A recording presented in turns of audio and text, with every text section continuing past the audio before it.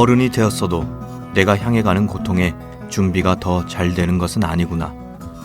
어렸을 때보다 더 쉬운 것도 아니구나. 자라서 나의 길을 걷고 나의 삶을 가꾸고 내 가정을 만들었어도 소용이 없구나 하는 생각이 들었다. 어쩔 수 없었다. 델핀 드 비강의 소설 내 어머니의 모든 것에 한 문장 읽어드렸습니다. 마주하는 것만으로 온몸이 부서져 버릴 것 같은 아픔이 있습니다. 작가는 자전소설을 쓰며 그 아픔에서 자신의 근원을 발견합니다. 그리고 그에 대한 탐구를 소설로 이어갑니다. 안녕하세요. 저는 문장의 소리 DJ 최민석입니다.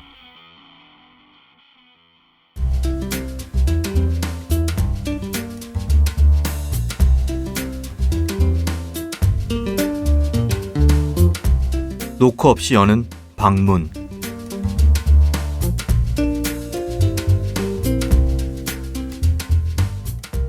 첫사랑이 끝나던 날을 기억합니다. 을에 그러하듯 밤새도록 술을 마셨습니다. 밤새 술을 채워주던 친구가 야, 첫 차 떴다 고 말해줄 때까지요. 사실 녀석이 거의 2분에 한 번씩 하품을 하는 것을 알면서도 모른 척 했습니다. 이미 봄이 많이 기울어져 새벽에도 따뜻했고 내가 몹시 괴롭다는 걸 녀석이 목격해야 했으니까요. 집으로 가는 골목 어귀에 다다르자 충혈된 눈이 매우 따가웠습니다. 잔뜩 찌푸리고 길을 걷는데 벽과 벽이 만들어낸 깊은 응달을 발견했습니다. 거기에 목련나무 한 그루가 있더라고요. 그 나무에는 이제 막 움트는 꽃봉오리가 맺혀 있었습니다. 벚꽃 축제 기간도 모두 끝난 때였는데요. 처음엔 어리둥절했고 저게 진짜 목련인가 오래도록 바라보았습니다. 그 앞에서 얼마나 울었는지는 기억나지 않지만 꽤 추하게 울었죠. 내가 살던 동네는 재개발 바람이 불었고 그 후로 한 번도 바보 목련은 본 적이 없습니다.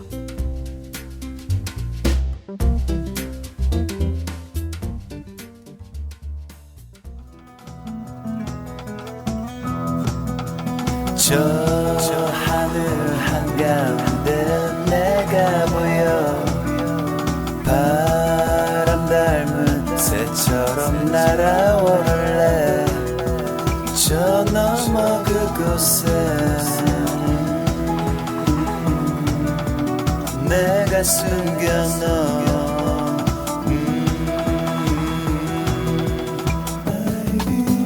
커다란 하늘이 있어.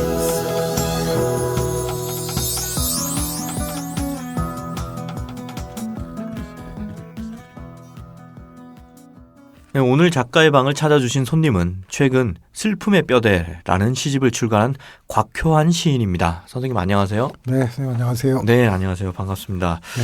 먼저 청취자 여러분들을 위해서 곽효한 시인을 잠깐 소개해 드리겠습니다. 곽효한 시인은 1996년 세계일보의 벽화 속의 고양이 3을 2002년 시평의 수락산 외 5편의 시를 실으면서 작품 활동을 시작했습니다.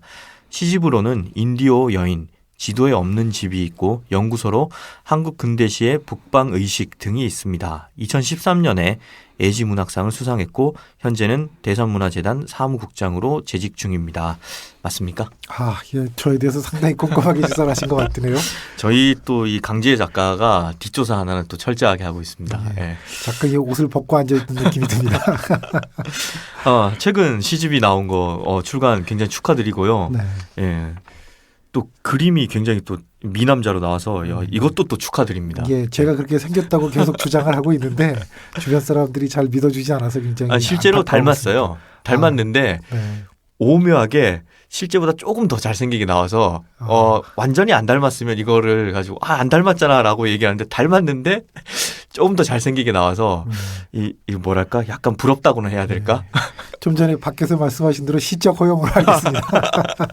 그렇죠. 시집이니까 회화도 시적 허용으로 들어가야죠. 예. 네. 그러면 이제 시집이 나왔으니까 시집에 관한 이야기를 한번 나눠보죠. 네, 이 슬픔의 뼈대에 그 실린 시인의 말에 보면 북방에 대한 이야기가 나옵니다. 네. 수록된 시에도 북방과 연관되어 있는 작품들이 많고요. 이 북방이 어떤 의미일까요? 이제 저하고 북방이란 관계가 참 묘한 상황인데요. 제가 북방에 관심을 갖게 된 거는 이제 대학원에서 박사 공부를 할 때 네. 우연찮게 이용학을 만나면서부터입니다. 그래서 저희가 오랫동안 잃어버렸던 기억들 또 그 향수들을 이용학 시를 읽으면서 다시 살아났던 느낌을 받았고요. 그게 2000년대 중반쯤 됐을 겁니다. 그러다가 제가 박사학위 논문으로 쓴 게 한국 근대시의 북방의식입니다. 그래서 김동완과 백석과 이용학 이 세 시인들에게 나타난 북방이라는 게 뭐냐라는 거를 제가 천착하기 시작했는데 아마 자연스럽게 제 시도 제가 공부하는 쪽을 따라서 옮겨간 거 아닌가 싶습니다. 근데 배경적으로는 북방이죠. 그러니까 북방이라는 것이 이제 두만강, 압록강을 중심으로 한 이쪽 저쪽 또 더 깊이는 이제 저 바이칼이라든지 또 멀리는 저 북방의 몽골까지도 가리키기도 합니다만은 지리적으로는 그 북방입니다만은 저는 이제 이거를 상징적 공간으로 따지면 기원에 관한 시집이다. 네. 우리가 북방민족이다라고 말씀들 많이 하시고요. 또 실제로 우리가 백석 같은 시도 봐도 그렇고 우리가 먼 북방에서부터 앞대로 내려왔다고 그러지 않습니까? 그래서 제가 이번 시집에서 얘기하고 싶은 건 북방에 관한 시집이기도 하지만 동시에 기원에 관한 시집이기도 하다 이렇게 소개를 하고 있습니다. 네. 그런데 연구서까지 또 언급이 되니까 결국 선생님과 북방은 어떻게 뗄래야 뗄 수 없는 그런 이게 그래서 이제 분위기인 많은 것 같아요. 분들이 저한테 월남한 사람의 후예냐, 네. 뭐 아버지가 이북 사람이냐 이런 얘기 많이 하는데 제가 그래서 그때부터 밝히기 시작하기에 제가 전주 사람이라는 걸 꼭 밝힙니다. 저는 남쪽 사람이고요. 근데 우연찮게 북방에 눈을 떴고 기질적으로도 제가 북방 기질하고 잘 맞는 것 같아요. 그래서 그거는 제가 태어난 거는 남도지만 나의 기원이 먼 북방에서 오는 거 아닌가 그런 생각을 갖습니다. 네. 이 표제 그 슬픔의 뼈대라는 말이 인상적인데요. 네. 표제는 어떻게 한 번에 결정하셨나요? 이 참 제가 이번 시집 제목 정하면서 가장 예. 고통스러웠던 것이 표제인데요. 사실은 제가 시집을 넘길 때 가제로 나의 그늘은 깊다라고 넘겼습니다. 그게 이번 제 시집을 포괄하는 시라고 생각했고 또 그 시 내용 자체도 이번 시집 전반을 아우르고 있습니다. 그래서 이거를 시집 제목으로 써야겠다 생각하고 출판사에 넘겼는데요. 공교롭게 이제 출판사 입장에서는 나의 그늘은 깊다라는 게 젊은 독자들한테는 좀 막연하다. 그래서 좀 더 구체적이고 힘 있는 제목이 좋겠다. 그래서 제가 편집자 보고 네가 한번 뽑아봐라 그랬더니 정말 이 편집자가 이 제목을 뽑아 갖고 왔어요. 그래서 제 시 나의 그늘은 깊다라는 그 시의 한 구절입니다. 그래서 그 시에 나는 슬픔의 뼈대를 생각한다 그럴 때 그 뼈대가 상당히 강렬하다. 이렇게 해서 정해졌고요. 제가 마지막까지도 그 나의 그늘은 깊다라는 제목에 미련을 못 버려서 그 편집자한테 내가 결심을 했다. 나의 그늘은 깊다로 해달라고 메일을 보냈더니 1시간 만에 다시 답이 왔더라고요. 네. 우리 편집부 7명한테 물어봤는데 전원이 슬픔의 뼈대입니다. 그래서 뭐 제가 편집자를 이길 수 없겠다라는 생각이 들어서 양보를 했습니다. 근데 결과적으로 많은 분들이 훨씬 그 편집자 얘기대로 그렇게들 말씀들을 하세요. 훨씬 강하다. 그리고 이미지도 상당히 선명하다 이런 말씀들을 많이 하셔서 그 책을 낼 때는 편집자 얘기를 잘 듣는 게 좋겠다 이런 생각을 합니다. 근데 뭐 작가의 의향도 중요하지만 저도 뭐 결과론적으로 책이 이렇게 나와서 드리는 말씀이 아니라 제가 보기에도 슬픔의 뼈대라는 제목이 더 좋은 것 같아요. 네. 그래서 더 잘 될 것 같아요. 네. 고맙습니다. 근데 확실히 뭐 장기를 두거나 바둑을 또 당사자가 못 보는 수가 많거든요. 예. 이걸 옆에서 보면 훨씬 더 잘 보이죠. 그러니까 그 말을 들어야 되는데 되게 화를 내고 잘 안 듣다가 그렇죠. 패를 망치는 경우가 많죠. 우리는 나무를 보고 있는 입장이고 네. 뒤에 있는 사람들은 또 숲을 보니까 네. 이 슬픔의 뼈대에 보면 사회적인 문제에 관련된 시도 엿보이는데요. 네. 어떤 사건 또는 어떤 인물을 위한 시를 쓰셨는지요? 네. 그 제 시에서 제가 일관되게 추구하고 있는 건 사회 역사적 상상력입니다. 이게 저는 사실 그 제 시론도 그렇습니다만은 저는 그 시인은 당대에 얼마나 튼튼하게 두 다리를 내리고 있느냐 이게 좋은 시를 쓸 수 있는 첫 번째 조건이라고 생각을 합니다. 그래서 저한테 그 이 시집 곳곳에 있는 것들은 제가 살고 있는 현실하고도 밀착하고 있습니다. 그래서 제가 북방 얘기를 하고 있지만 북방과 지금 살고 있는 현실들을 끊임없이 교직하기도 하고 그렇습니다. 지난 4년 동안에 제가 가장 많이 생각하고 그랬던 것들은 우리의 정치적인 변화도 있었고요. 더 큰 거는 우리 사회 속에 있는 문제였습니다. 사실 여기 이 시에서 상당히 많은 분들이 얘기하는 게 두 사건인데 하나는 희망버스고요. 다른 하나는 제주 강정마을입니다. 희망버스에 관한 것들은 사실 희망버스가 한참 움직이고 그랬을 때 참 이 한 시인이 이렇게 무력하구나 하는 생각이 들더라고요. 그러니까 제가 아무것도 할 수 있는 게 없다라는 생각이 들었을 때 한 두어 달 동안 굉장히 괴로웠어요. 근데 그 괴로움 속에서 이 세 편의 시를 썼었는데요. 그게 이제 결과적으로 제가 그 다음 작업도 할 수 있게 됐고 또 희망버스를 바라보면 제 시간도 또 제 시선도 훨씬 완숙해졌고 또 그 다음에 또 제주 강정마을 이런 것들 나왔을 때 저로서는 이제 아까 말씀드렸듯이 시인이 문제를 해결해 줄 수 있는 사람은 아닙니다. 그러나 그 문제를 깊이 생각하게 만드는 사람인 건 분명합니다. 그러니까 제가 이제 여기서 많이 예를 드는 게 이번 시집의 표사에도 썼습니다만은 아프리카의 최초의 노벨문학상을 남겨준 사람이 월레 소잉카라는 소설가이고 극작가입니다. 근데 이 사람이 그 당신의 소설이 뭡니까라고 질문을 받았을 때 뭐라고 답했냐면 내 소설은 병에 대한 치료약이 아니고 두통거리다 이렇게 얘기를 했습니다. 사실 문학 작품이 만병통치약이 될 수는 없죠. 저는 이 이야기를 어떻게 생각하냐면 작가는 또는 시인은 계속해서 고통스럽게 질문하는 사람이라고 생각을 했습니다. 그래서 제가 이 표사에 썼던 말씀을 좀 소개해드리면 시인은 아니 나는 소심한 겁쟁이다. 남들보다 빨리 움츠러들고 남들보다 소심하게 반응하지만 대신 먼저 아프고 오래 앓고 마지막까지 질문한다. 왜 이렇게 아파야 하느냐고, 왜 이렇게 살아야 하느냐고, 그리고 왜 이렇게밖에 할 수 없는 것이냐고. 나에게 중요한 것은 용기 있게 먼저 행동하는 것이 아니라 망설이고 주저하고 마지막까지 골똘히 사유하는 것이다. 그렇게 주저하고 망설이며 사유한 결과를 내놓는 것이다. 이렇게 말했습니다. 네. 이건 뭐 저만의 문학관은 아니고 이제 글을 쓰는 저희 동료들, 선후배들 다 같은 생각이라고 생각합니다. 작가가 정치인일 수도 없고 또 현장가일 수도 없습니다. 작가에게 주어진 몫은 마지막까지 골똘히 사유하고 같이 고민하고 같이 아파하는 게 아닌가. 그 문제에 대해서 내내 생각하면서 저희 현실에 대한 얘기들도 같이 옮겨봤습니다. 말씀을 듣다 보니까 그 뭐 사회적인 이슈에 관해서도 그렇고 또 시를 쓰는 것에 관해서도 그렇고 얼마나 혼자 신혈을 앓으면서 골똘히 사유하면서 궁리한 결과를 오랜 시간 끝에 내놓은 게 아닌가 이런 게 또 저한테 좀 느껴져요. 네. 예.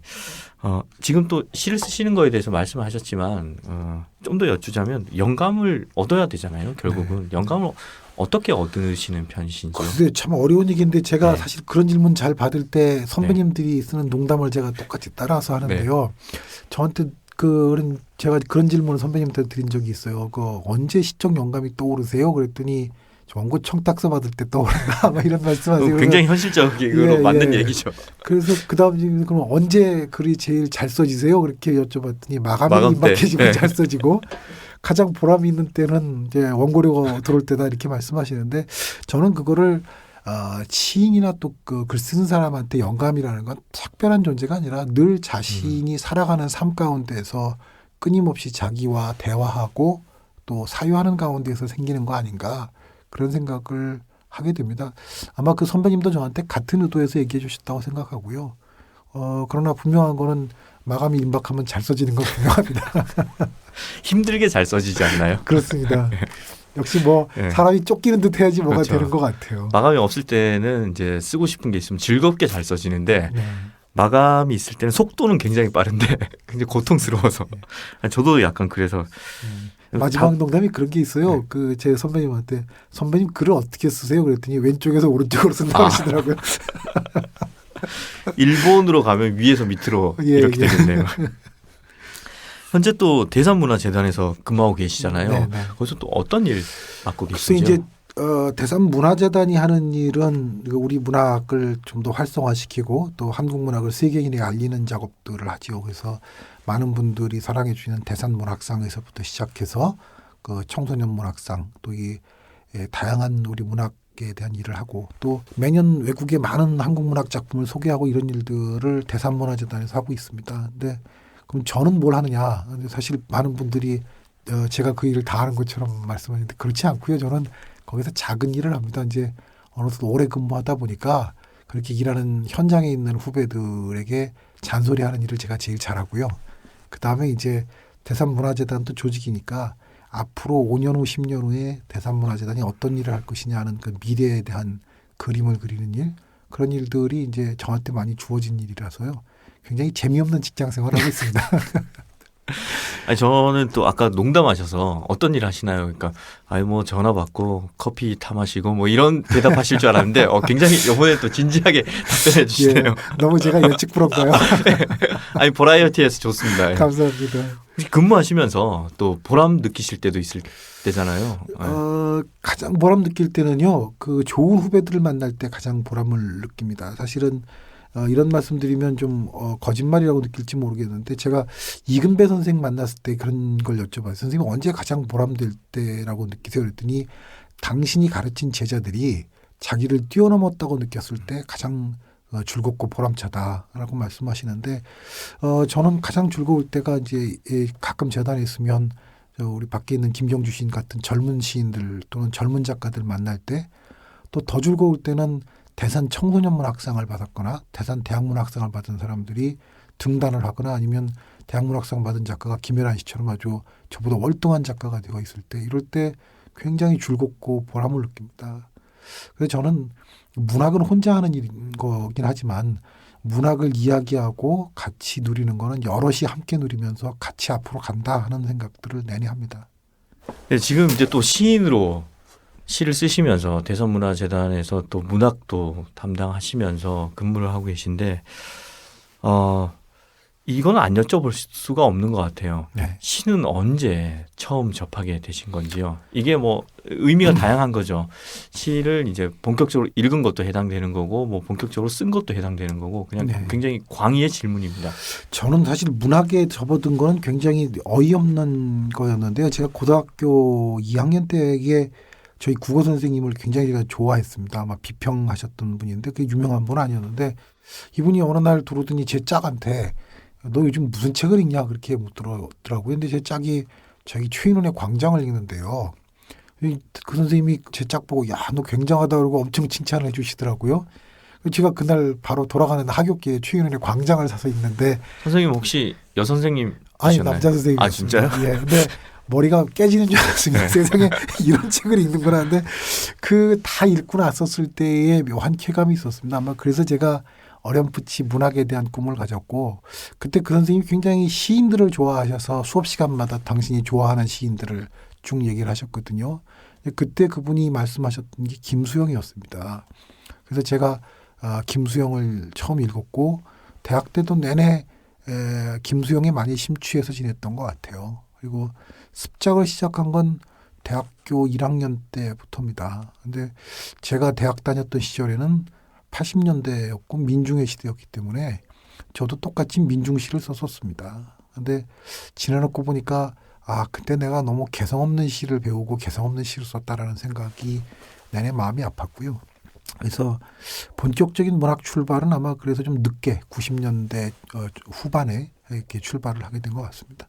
요즘처럼 그 문학이 뭔가에 대해서 다양하고 폭넓게 느끼고 공부하는 후배들을 보면서 참 부럽다. 나는 참 모노톤의 시대에 살았는데 이 친구들은 이제 칼라를 뛰어넘어서 완전히 그 포지 뭐 이런 시대의 포디에 살고 있지 않나 그런 생각을 갖습니다. 네, 그 젊은이들 말씀하셨는데요. 말이 나온 김에 시를 쓰고자 하는 혹은 또 문학을 하고자 하는 젊은이들에게 해주고 싶은 말이 있다면요. 그니 오늘 여기 오기 전에 연세대학교 학생들한테 이제 시창작 수업을 하다 왔는데 오늘 네. 그 학생들한테 해준 얘기를 한번 더 해야 될 것 같습니다. 시를 정의한 역사는 끝없는 오류의 역사다라고 말하는 게 T.S. 엘리어트입니다. 서양 사람들이 이렇게 근사하게 말을 하는데요. 저는 그보다 훨씬 더 아름답게 느끼는 말이 청나라의 문인인 원매라는 사람이 이렇게 얘기했습니다. 시는 사람의 영혼을 아름답게 한다 이렇게 얘기했습니다. 제가 들었던 말 중에 가장 근사한 시에 대한 정의라고 생각합니다. 시를 많이 읽는다는 거, 시를 쓴다는 것은 한 사람의 영혼을 아름답게 할 뿐만 아니라 같은 시대에 사는 사람들의 영혼을 더 아름답게 만드는 출발점이 아닌가 그런 생각을 하게 됩니다. 그래서 학생들한테도 좋은 시를 읽어라. 그리고 작가가 되는 것보다 훨씬 중요한 거는 좋은 독자가 되는 것이다. 우리 사회가 좋은 독자가 많아질수록 더 좋은 시인 소설가들이 나올 수 있고 우리 사회의 문화가 더 크게 발전할 것이다. 이런 얘기들을 많이 합니다. 네. 시인이 비록 인용이었지만 시인이 같은 시대의 사람들의 영혼을 아름답게 하는 일이다라고 말씀을 하셨는데 그런데 그런 시인이 되지 않았더라면 만일 무슨 일을 하시면서 사셨을까요? 아마 기자를 했을 것 같아요. 그러니까 저는 대학 신문사 기자를 했습니다. 그래서 내내 기자도 좀 어울리는 것 같습니다. 예. 그래서 대학 시절 내내 대학 신문사 기자를 했고요. 저는 그 외 다른 길을 생각해 본 적이 없었습니다. 제 첫 시집에 그 은퇴에 관한 얘기가 나오는데 그게 제가 대학 신문 기자 은퇴할 때 얘기입니다. 그래서 참 우울했어요. 이제 다음 주부터 신문은 누가 만들어하는데 신문 나오더라고요. 근데 졸업하고도 제 첫 직장이 연합뉴스였습니다. 그래서 제가 지금 연합통신이 지금 연합뉴스가 됐죠. 기자가 되면서 거기서 정년을 할 것 같은 생각을 했는데 사람이 운명은 모르는 일입니다. 불과 4년 근무하고 지금 대산문화재단으로 와서 시인이 됐으니까요. 그럼 기자 생활을 원래 하셨던 거군요. 네, 짧지만 4년 정도 기자 생활을 했습니다. 그래서 하시다가 시인으로. 예, 그때 꿈은 문화부 기자를 하는 게 꿈이었는데 잘 안 되더라고요. 그래서 제가 나가서 해보겠다고 나온 겁니다. 네. 이쯤에서 저희가 또 최근에 나온 슬픔의 뼈대에 있는 시를 시의 낭독을 시인의 육성으로 청해 듣지 않을 수가 없습니다. 네. 미리 좀 부탁을 드렸는데 네, 준비해 오셨죠? 뽑아왔습니다. 예, 어떤 시 준비해 오셨나요? 제 시집에 이제 표제시격으로 쓴 시인데요. 그 초반부에 나옵니다. 늙은 느티나무에 들다라는 시인데요. 사실은 제가 이제 이 시집, 되게 시인들은 시집을 낼 때 그 나름대로 독도법들을 제시합니다. 근데 제가 이제 이 시집에서 내내 소개했던 거는 내가 이 시집은 북방에 관한 시집이다. 또 나의 기원에 관한 시집이다라고 말하면서 동시에 제 스승들을 소개했어요. 이 시집은 나의 글쓰기의 스승인 백석과 용학과 신문. 그랬더니 신문이 누구냐 이렇게 또 묻더라고요. 여기서 말하는 신문은 뉴스페이퍼입니다. 네. 예, 그 사람들과 많은 얘기를 나눴다고 하면서 내내 담담하게 얘기하고 싶었다라고 얘기를 했습니다. 그런데 그늘 깊은 곳에서는 울지 않을 수 없었다는 얘기를 하는데 이제 담담하게 말하고 싶었던 그 부분이 이제 이 지금 오늘 읽어드릴 시고요. 그늘 깊은 곳에 울지 않을 수 없었다라는 건 앞서 저한테 질문하셨던 그 이 사회 현실에 관한 얘기를 했었을 때 그렇게 제 시집은 두 부분으로 갈라져 있는데요. 원래 하고 싶었던 거는 저도 이용학처럼 아무리 험난한 세상을 마주쳐도 흥분하거나 울지 않고 담담하게 그리고 객관적으로 그 사실을 옮겨주고 싶었습니다. 그런 마음을 담은 시가 이 늙은 느티나무에 들다라는 시입니다. 네, 그러면 슬픔의 뼈대에 수록된 늙은 느티나무에 들다를 곽효한 시인의 목소리로 듣도록 하겠습니다. 늙은 느티나무에 들다. 언제부터였을까? 수령이 수백 년은 되었을 동리에 정자를 품은 느티나무. 사방으로 가지를 곱게 뻗어 무성한 그러나 인적 없는 여름을 떠받치고 있다. 비늘처럼 껍질이 듬성듬성 떨어져 나간 늙은 느티나무 그늘에 몸들이고 기대었던 사람을 생각한다. 그를 닮고 싶었던 혹은 닮았던 그처럼 살고 싶었던 더러는 그렇게 살았던 바람이 전하는 말과 시간이 쌓아둔 흔적 무수히 드리웠다 사라지는 삶들을 그는 오랫동안 켜켜이 몸 안에 쌓아두었을 것이다. 얼음처럼 투명한 세포들이 쌓은 나이테 이제 그는 단단한 풍경이다. 나는 아버지처럼 쉽게 흔들리지도 그렇게 일찍 지지도 그렇게 흘러가지도 않을 것이다. 네, 감사합니다. 고맙습니다. 시도 좋지만 낭독하는 목소리 굉장히 좋으시네요. 오늘 너무 과찬을 해주셔가지고 저녁을 제가 사와야 될 것 같습니다. 아니 뭐 그런 얘기를 듣자고 드린 게 아니라 진짜 그 뭐랄까 나중에 혹시 아르바이트로 다큐멘터리 같은 거 나레이션 녹음하셔도 굉장히 좋을 것 같아요. 문장의 소리에서 꼭 한번 잘 써주셨으면 좋겠습니다. 저는 이제 또 DJ 곧 잘릴지 모르니까 그 PD한테 좀 얘기를 해야 되나요? 선생님 앞으로 계획은 또 어떻게 되나요? 신달자 선생님이 재밌는 얘기를 하셨어요. 그 신달자 선생님이 이제 시를 배울 때 박목월 선생님한테 선생님 대표작이 어느 거예요? 그랬더니 박목월 선생님이 그러셨대요. 내 대표작은 오늘 쓸 거야 그러셨답니다. 그래서 첫 번째로는 이제 더 좋은 시를 쓰고 싶다는 생각이 있고요. 두 번째로는 저는 이제 시인이면서도 동시에 이제 문학 연구자입니다. 그래서 올해가 가장 제가 존경한 저한테 시적 스승이죠. 이용학 탄생 100년입니다. 그래서 이용학에 관한 논문을 지금 준비하고 있습니다. 그래서 이용학이 그 일제 말에 그 험난했던 시기에도 담담하고 그리고 객관적인 시선을 유지를 하다가 결국은 한 이념과 체제를 택하게 되지 않습니까? 그래서 그 과정에 어떤 일이 있었는가. 그래서 제가 요즘에 이제 해방기 이용학 시 연구라는 문제를 가지고 자료도 읽고 지금 일부 또 정리도 하고 있습니다. 그래서 올 상반기에는 이렇게 시 몇 편과 이용학에 관한 논문을 쓰는 걸로 계획하고 있습니다. 네, 계획 잘 이루시길 바라고요. 끝으로 이제 어느덧 인사할 시간이 다 되어서 문장의 소리 청취자 여러분들께 한 말씀 부탁드립니다.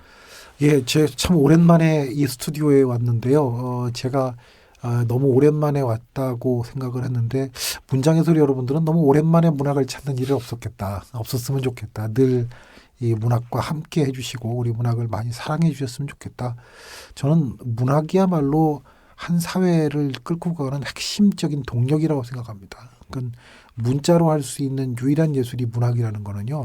그만큼 기록할 수 있고 보존할 수 있고 전달할 수 있다라고 생각하는 겁니다. 그래서 그 어떤 예술과 달리 문학은 한 나라의 가장 핵심적인 힘이 된다고 생각합니다.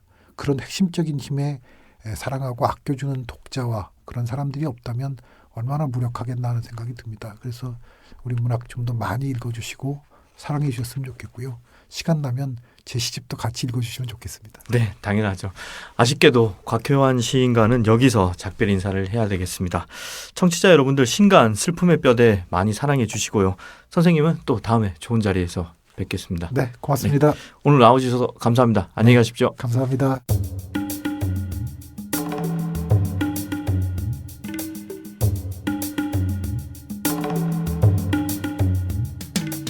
문화예술 생태계에 종사하는 특이한 분들을 모시고 시시콜콜한 이야기를 나눠보는 시간입니다. 지금 이대로도 좋아요.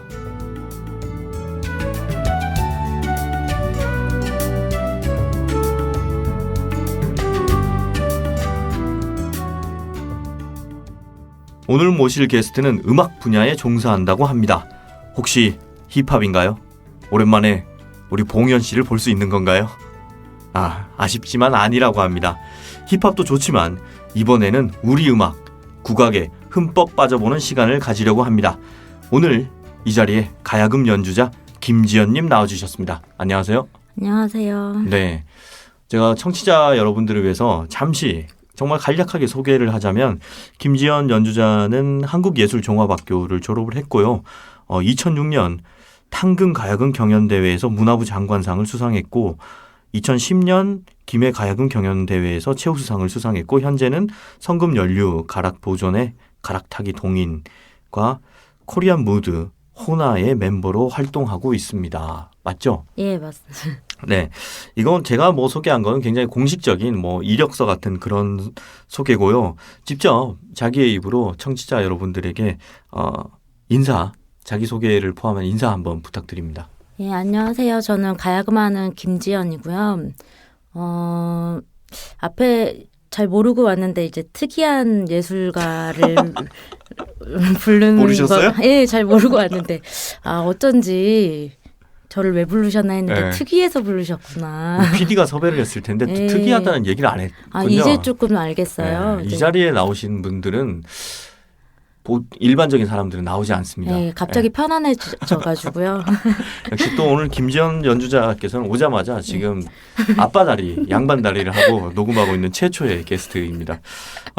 근황 어떻게 되나요? 요즘에는 이쯤에서 가야금을이라는 제 이름 걸고 하는 첫 공연을 시작을 했고요. 네. 그리고 4월부터 호나라는 팀으로 이제 활동을 시작할 것 같아서 그거 팀 준비를 한창 하고 있어서 되게 바쁘게 지내고 있어요. 호나요? 네, 호나는 제주도 방언인데 하나라는 뜻이에요. 하나.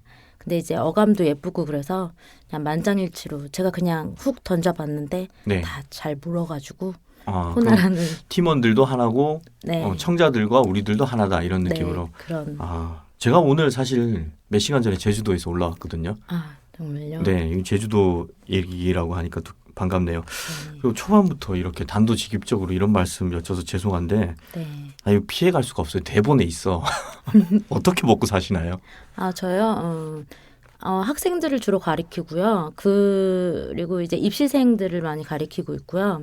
그리고 공연하고 그러면서 겨우겨우 이제 살아가고 있습니다. 저랑 비슷하네요. 네. 아니, 먼저 준비해 주신 답에는 아직까지 빵을 훔치진 않고 겨우겨우 살아가고 있다고 네, 아니 하셨는데 어제 좀 훔쳐서 빵을 좀 훔쳤어요. 어제. 그렇죠. 좀 이 힘들더라고요. 답은 그저께 준비했는데 네. 어제 빵을 훔쳐서 네. 이 말을 차마 거짓말을 할 수가 좀 없군요. 솔직한 스타일이라. 아, 그렇네요. 아, 지연 씨 오늘 또 녹음 기대됩니다. 현재 또 라라비라는 이름으로 활동하는 것으로 알고 있는데요. 이 이름에 뭐 특별한 의미가 있나요?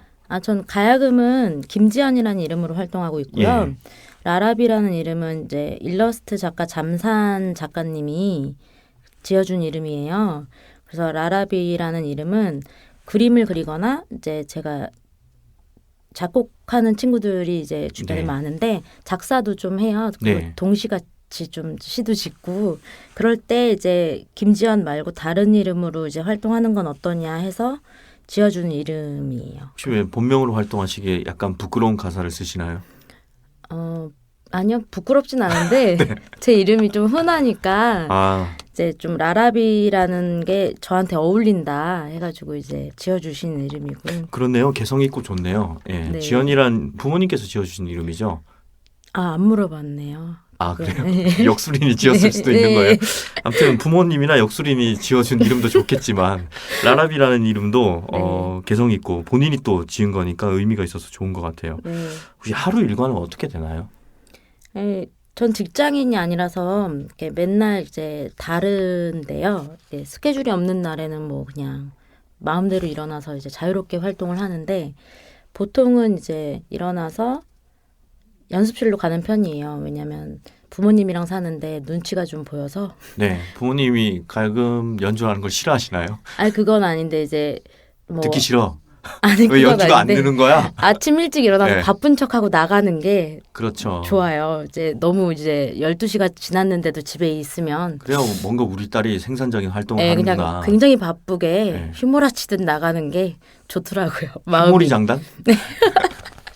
네. 삶도 국악적으로 사시네요. 네. 그런데 연습실이 있네요. 네, 연습실은 이제 이거는 뭐 개인 연습실인가요? 아니면 그 활동하시는 분들과 공동으로 쓰시는 연습실인가요? 선배 작업실을 예. 얹혀. 아, 그렇죠. 아직은 또 우리가 네. 젊으니까 우리라고 하기엔 저는 좀 죄송하지만 아무튼 지연 씨는 아직 젊으시니까 선배 연습실에 이렇게 뭔가 숟가락을 얹을 수 있는 그런 나이인 것 같아요. 하시는 일 중에 혹시 기억할 만한 에피소드가 있다면 어떤 게 있을까요? 에피소드가 되게 많은 편이에요. 이제 네.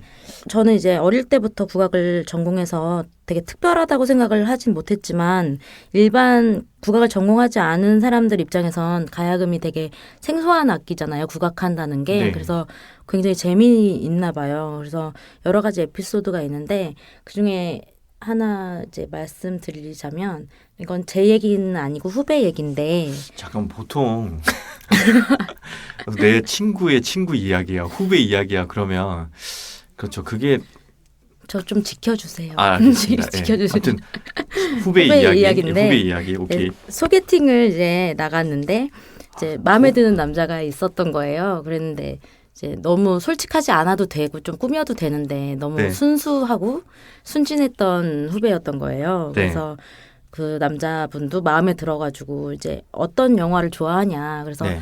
예술 영화 좋아한다. 그래서 너무 또 진지했던 거예요. 그 여자 후배가. 그래서 사이에서를 얘기를 한 거예요. 그 네. 무당 나오고 뭐 요즘 최근에 본 영화를 예. 설명을 하는데 갑자기 눈빛이 변하면서 설명을 하면서 닭 잡아 뜯고 막 이런 얘기를 진지하게 한 거예요. 네. 그 남자분 앞에서. 그래서 그 여자애가 되게 예쁘장하게 생겼거든요. 얌전하게. 근데 그걸 심취해서 얘기하는 걸 보고 주선자에게 멋있고 되게 예쁘지만 무섭다. 그렇게 해서 차였던 얘기도 있고. 지연 씨 약간 솔직하신 편이시죠? 아, 예. 근데 저는, 네. 아, 예. 그리고 오늘 녹음할 때 처음에 오늘 솔직한 스타일로 가겠다 그러셨잖아요. 예. 네, 후배의 이야기인 걸로. 네. 제, 저는 알고 있습니다. 제 후배 얘기고요. 아, 나 그렇게 밝히지는 않았는데. 네. 아, 제 그럼- 얘기, 또, 그럼 제 얘기 한 개 더 하면, 저는 이제 벚꽃 축제 봄에 네. 많이들 가잖아요. 근데 봄에는 동해안 별신 구슬해요. 근데 그게 보기가 쉽지 않은 거니까 항상 남자친구든 누구든 이제 잘 데려가려고 해요. 근데 그게 되게 이상해 보이나 봐요. 그래서 그때 많이 차였죠. 저는. 그때 아니, 그 당시에 많이. 오늘 가야금 연주자를 모셨는데 되게 슬픈 얘기 많이 하죠, 제가. 다왜 이렇게 차임 얘기만 하는 거죠? 아니 근데 그게 되게 좋은 이야기예요. 제가 한을 만들기에 예. 좋은 그런 소스들이기 때문에 제 그렇죠. 산조에 한을 만들기에 좋은 영향을 주신 분들이니까. 그렇죠. 오늘 국악은 한의 산물이고 네. 국악 연주에는 또 한이 서려야 하니까. 그래서 그분들에게 되게 감사하며 살고 있기 때문에. 아, 그럼 예술적인 재능을 더욱더 끌어올리기 위해서 네. 예, 그런 경험을 또 땡스투에 늘 쓰는. 그, 은인들이네요. 네. 네네. 그러면 또 쉬는 날이나 매일 또 연습실 가신다고 했지만 작업 안 하는 날도 있을 테잖아요. 네. 그럴 땐 주로 어떻게 보내시나요? 그림 그리는 걸 굉장히 좋아해요. 그래가지고 그림을 주로 많이 그리고요. 그리고 자전거 타는 거 좋아해서 자전거 타고 여행 가는 거 좋아해서 제주도 많이 가고요. 그리고 요즘엔 형동이랑 지성이를 만나요. 형동이랑 지성이랑은 박지성 얘기하는 거예요? 아니요, 정형동이랑 장지성을 만나는데 네. 모르시나요? 되게 유명한데 죄송합니다. 제가 홍대에서 되게 유명한 친구들인데 네. 그 친구들을 만나요. 지연 씨의 개인적인 네, 친구들이라는 개인적인 거죠. 친구들. 정영동과 장지성은 개인적인 친구들인 네. 걸로 그렇게 밝혀졌습니다. 네. 네, 오늘 가야금 연주자 김지연 씨를 모시고 이야기를 나누고 있는데요. 가장 중요한 질문이 아닌가 싶어요. 오늘 1부에서 어떻게 가야금을 시작하게 되었는지 궁금합니다.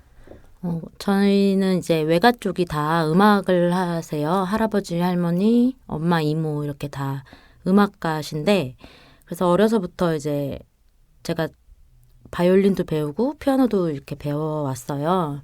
근데 이제 칭찬을 받고 싶은 나이인데 다 지적을 하시는 거예요. 뭐 할머니가 쇼팽 치고 이러시니까 할아버지 베토벤 치고 이러는데 저를 칭찬해 주지 않는 거예요. 천재이길 바라셨던 것 같아요. 그래서 항상 좀 우울했는데 어느 날 옆집 언니가 가야금으로 대학을 갔다고 이제 엄마가 얘를 가르쳐봐라 이랬는데 일주일 배워서 아리랑을 했는데 할아버지가 칭찬을 해주신 거예요. 저를. 일주일 배워서 지연 씨가 아리랑을 연주할 수 있게 되었다고요? 네. 그냥 진짜 훌륭한 재능이 있었네요. 그래서 이제 할아버지랑 할머니가 막 저를 신기하게 보고 박수를 치는 그 모습을 보고 이거다. 이 집안에서 살아남는 건 이거다. 나는 천재인 것 같다. 네. 그래서 그걸 탁 잡고 안 놨죠.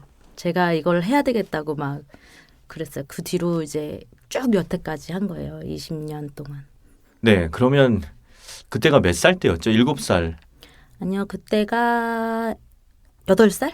네, 그럼 8살 때부터 아리랑을 연주하면서 스스로 천재라고 생각했던 김지연 연주자께 가야금을 청해 듣지 않을 수가 없는데요. 오늘 저희를 위해서 또 라이브 한 곡 준비해 오셨죠? 네.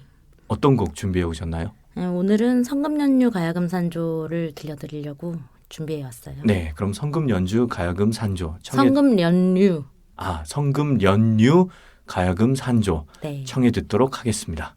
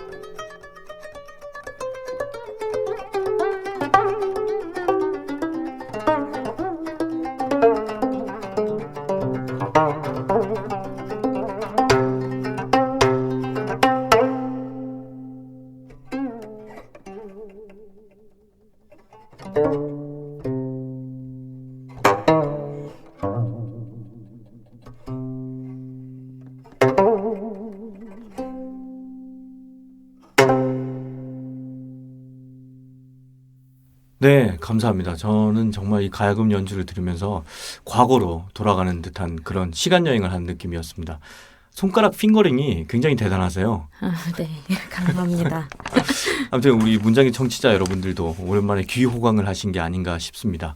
네, 또 계속 얘기하면서 또 연주도 듣고 그러고 싶은데 아쉽게도 저희가 시간이 정해져 있어서 이번 주는 이렇게 김지연 연주자님과 여기서 작별을 하고요. 다음 주에 또 만나서 많은 얘기 나누도록 하겠습니다. 오늘 자리해 주셔서 감사합니다. 감사합니다. 네, 고맙습니다.